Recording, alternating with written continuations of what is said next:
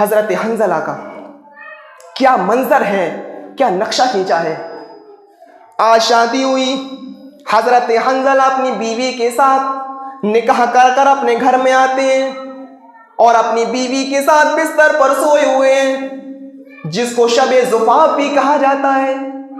اپنی بیوی کے ساتھ ہم بستری کرتے ہیں، مجامعت کرتے ہیں۔ جیسے اپنی بیوی سے فارغ ہوتے ہیں، جنگ کا اعلان کر دیا جاتا ہے، جلدی سے نکلو۔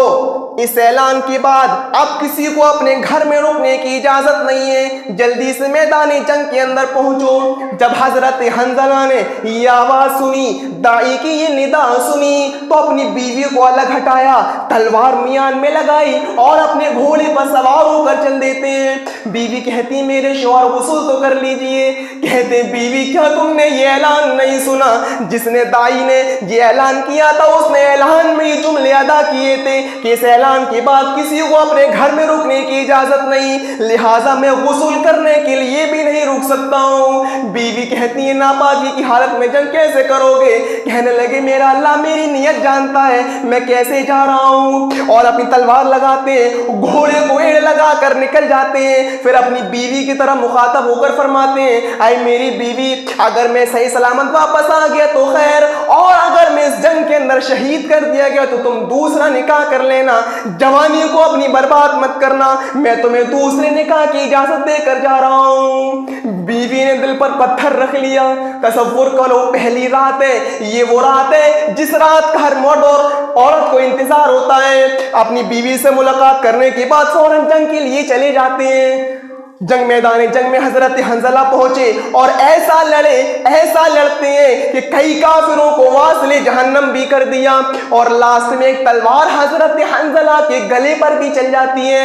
برداشت نہیں کر سکے اس زخم کو اور حضرت حنزلہ شہید ہو جاتے ہیں۔ جب یہ خبر حضرت حنزلہ کی بیوی کو ملتی ہے کہ تمہارے شوہر کا تو انتقال ہو گیا ہے، میدان جنگ میں شہید کر دیے گئے ہیں، حضرت حنزلہ کی بیوی دوڑتے ہوئے اسی میدان جنگ کے اندر آتی ہیں۔ اللہ کے نبی فرماتے ہیں حنزلہ کو دفن کر دو۔ ان کی بیوی روک لیتی ہیں، کہ اللہ کے رسول میرے شوہر کو غسل تو دے دیجئے، کیا ان کو بغیر غسل کے آپ دفن کرنے جا رہے ہیں؟ اللہ کے نبی نے فرمایا اے حنزلہ کی بیوی، کیا تجھے یہ مسئلہ نہیں معلوم ہے کہ شہید کو غسل نہیں دیا جاتا ہے، اس کو بغیر غسل کے دفن کر دیا جاتا ہے۔ شہید کو کفن بھی نہیں پہنایا جاتا ہے، جس کپڑوں میں اس کا انتقال ہوتا ہے اسی کپڑوں میں اس کو دفن کر دیا جاتا ہے۔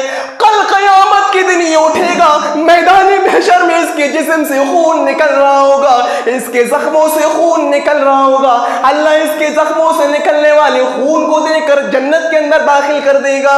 اے حنزلہ کی بیوی کیا تجھے یہ مسئلہ نہیں معلوم ہے؟ کہتی ہیں ہاں اللہ کے رسول میں اس بات کو جانتی ہوں، لیکن میں تو اس غسل کی بات کر رہی ہوں کہ آج ہماری شادی ہوئی تھی، حنزلہ نے میرے ساتھ شب زفاف بنائی تھی، ہم لوگوں نے ملاقات کی تھی، اور جیسے جنگ کا نکارہ بجا تھا حنزلہ مجھے چھوڑ کر چلے گئے تھے، انہوں نے غسل بھی نہیں کیا تھا۔ اللہ کے نبی فرماتے ہیں رکو تمہارے بارے میں سوچنا پڑے گا۔ پھر نظر آسمان پر ڈالی اور اپنے رب سے کچھ گفتگو کی، پھر فرمایا اے حنزلہ کی بیوی تیرے شوہر کو میں غسل نہیں دوں گا، اللہ نے تیرے شوہر کے بارے میں مجھے بتا دیا ہے کہ تیرے شوہر کو میرے غسل کی ضرورت ہی نہیں ہے، میں اس کو غسل کیوں دوں؟ اس کو آسمان سے نازل ہونے والے اللہ کے فرشتے غسل دے رہے ہیں، اس کو آسمان سے نازل ہونے والے اللہ کے فرشتوں کی فوج غسل دے رہی ہے۔ وہ اب حنزلہ نہیں ہے بلکہ غسیل الملائکہ ہے، فرشتوں کا غسل دیا ہوا، اس کو اللہ کے فرشتے غسل دے رہے ہیں، میں غسل دے کر کیا کروں گا؟ میرے غسل کی اس کو ضرورت ہی نہیں ہے۔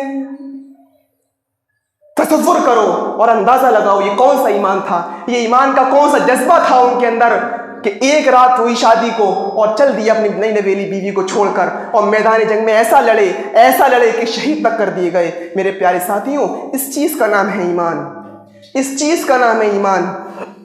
باتیں بہت ساری ہیں لیکن جمعے کا خطبہ اتنا لمبا نہیں ہوتا ہے کہ تفصیلی بات کی جائے۔ میرے پیارے ساتھیوں اندازہ تصور کیجئے یہ کون سا ایمان تھا، اور اسلام ایسے ہی ایمان کو چاہتا ہے، ایسا ایمان کا طالب ہے اور اسی ایمان کو طلب کرتا ہے۔ ہر مسلمان سوچے کیا اس کے اندر جذبہ موجود ہے اسلام کا، کیا یہ ایمان ہمارے اندر موجود ہے؟ ہر انسان غور کرے، ہر انسان۔ اور واقعات بھرے پڑے ہیں. اور ایسے ہی مومنوں کے بارے میں قرآن نے بھی کہہ دیا تھا کہ وَلَا تَهِنُوا وَلَا تَحْزَنُوا وَأَنْتُمُ الْأَعْلَوْنَ إِن كُنتُم مُؤْمِنِينَ.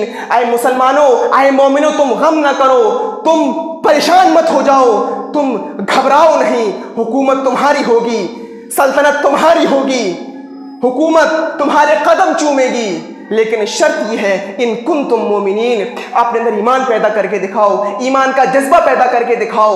معاف کیجیے گا، جتنا ایمان کا جنازہ اور اسلام کا جنازہ آج مسلمان نکال رہے ہیں، اور خاص طور پر شادیوں میں نکال رہے ہیں، اور خاص طور پر اور کہہ دوں ہمارے گھر کی لڑکیاں جس طریقے سے اسلام کا جنازہ نکالی ہوئی ہیں، ایمان کا جنازہ نکالی ہوئی ہیں، ہمیں غور کرنا چاہیے اور سوچنا چاہیے جو مصیبتیں ہمارے اوپر آ رہی ہیں یہ بہت کم ہیں. ہمارے اعمال تو ایسے ہیں کہ ہمیں فوراً زمین میں دھسا دیا جائے، برباد کر دیا جائے، لیکن اللہ تعالیٰ روکے ہوئے